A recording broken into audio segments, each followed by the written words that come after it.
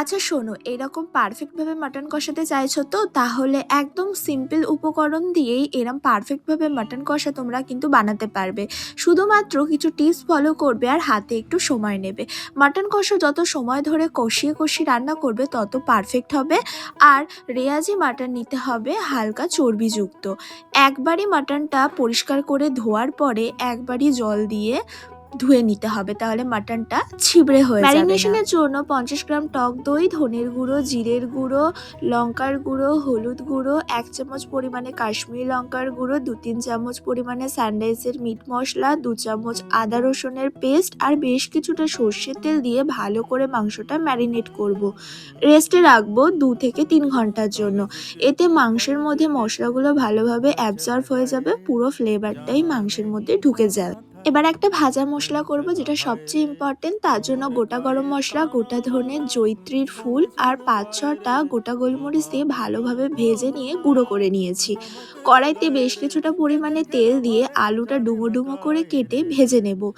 এই জায়গাটা সবচেয়ে ইম্পর্টেন্ট, আলু একটু লাল লাল করে ভাজলে মাংসে একটা আলাদাই ফ্লেভার অ্যাড হয়, তাই অলওয়েজ লাল লাল করে আলুটা ভেজে তুলে নেব।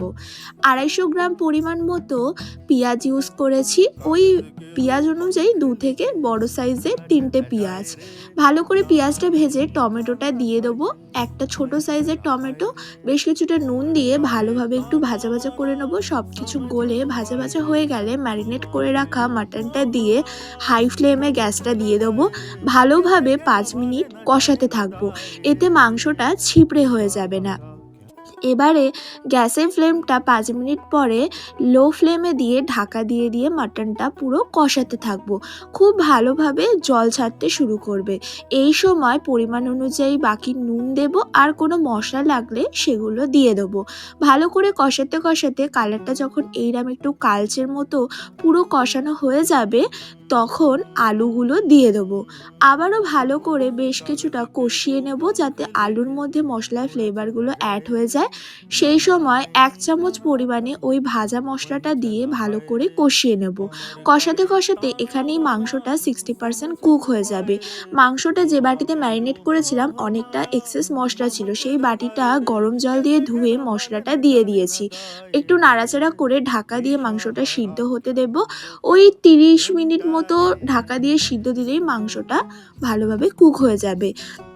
এইবার সবশেষে একটু স্যান্ডউইচের গুঁড়ো গরম মশলার 1 চামচ পরিমাণে গাওয়া ঘি ছড়িয়ে একটু নাড়াচাড়া করে দেবো। ঝোলটা একদম শুকিয়ে কষা কষা হয়ে গেলে রেডি হয়ে যাবে সিম্পল স্টাইলে মাটন কষা। তোমাদের কাদের কাদের এরম সিম্পল মাটন কষা ফেভারিট সেটা কিন্তু অবশ্যই জানিও আমাকে কমেন্টে। তাহলে দেখা হবে আরেকটি নতুন রেসিপি ভিডিওতে, ততক্ষণের জন্য টাটা।